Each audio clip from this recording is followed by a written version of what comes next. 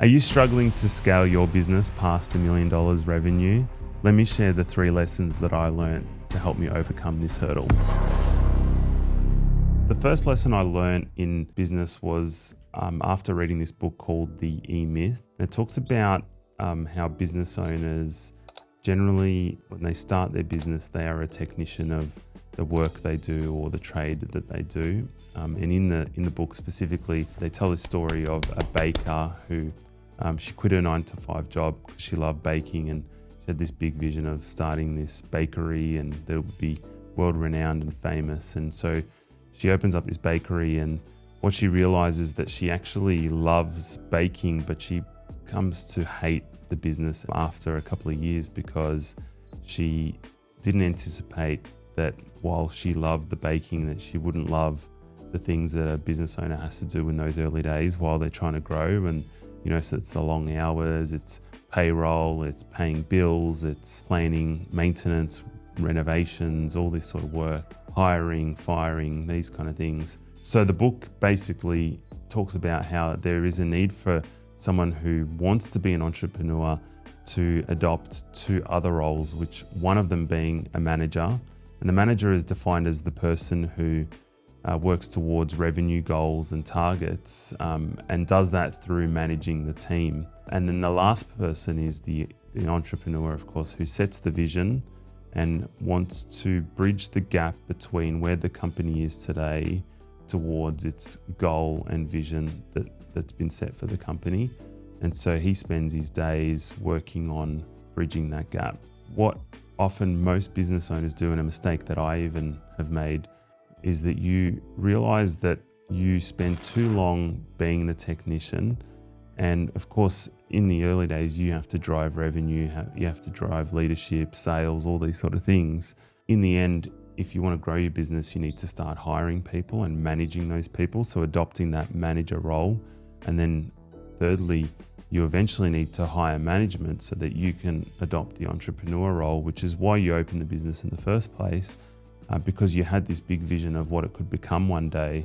And unless you reach that mark where you stop working in the business and start working on the business, then you remain as a technician. And that's the E-myth, that you started a business to be an entrepreneur, but what you found was you ended up just as a technician working very hard and not getting the satisfaction that you wanted out of your business. And then the key thing with that is to not try and grow too fast as well, to jump into that entrepreneur role when you haven't even developed people, management, grown revenue enough to be able to take on those costs of wages and these sort of things. So, there's this balance of working in the business versus on the business. And eventually, as you grow, that percentage has got to sway towards working on the business rather than in it.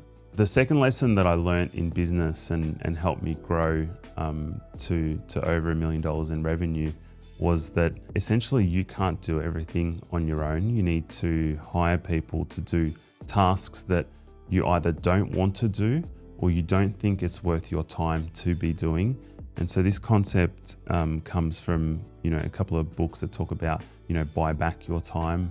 Dan Martell that's his book. The concept is that essentially there are tasks in every business that you shouldn't be tying up your time in doing, because the most valuable thing that you have as a business owner and entrepreneur is your time.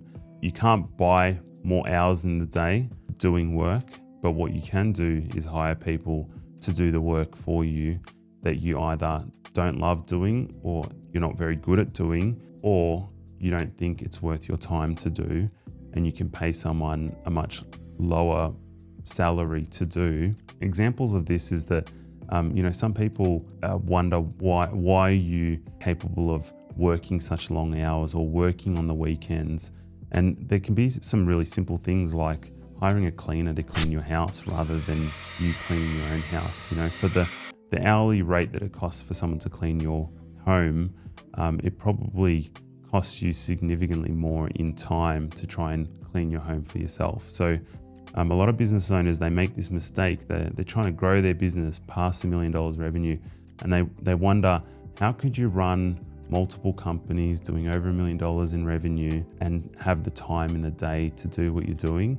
And that is from the concept of buying back your time, hiring an assistant, hiring people to do lower level tasks like cleaning, laundry, admin work, data entry work. A lot of this stuff can be managed by other people for you. The third lesson I learned that helped me grow past $1 million revenue was that once I stepped into that entrepreneurial role, I needed to work out how I was going to use that time that I'd gained by hiring middle management who were reporting to me, and they were holding the people below them who were in sales or doing tasks who you could classify as the technicians. The next thing was, all right, what am I going to utilize my time and how do I maximize my time to actually grow the company? And what I learned was that you have to work on 4 different areas in your business. And some of those areas, they create exponential growth in your business, and the others are linear growth, but they're all equally important. So the first one is working on operating systems and procedures. These are things like, setting up training manuals or procedures as the way that your business needs to operate, policy and procedure manuals, making sure that those things are in place which allow your business to scale and grow. And the second category is business development. And often that's things like buying new technology or equipment that allows your business to operate more efficiently or operate better as a business. These 2 areas, they create linear growth in your business. The other 2 areas, they can create exponential growth in your business.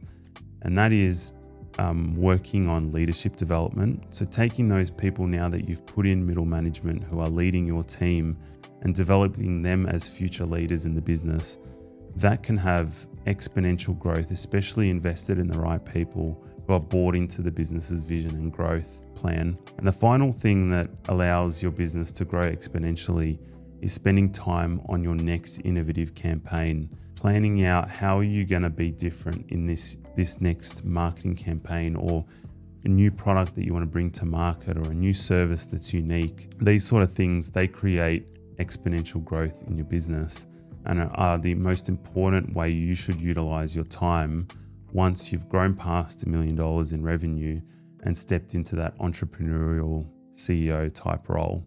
If you got value out of this video, please like and subscribe the channel. And if you've got any thoughts, please comment below.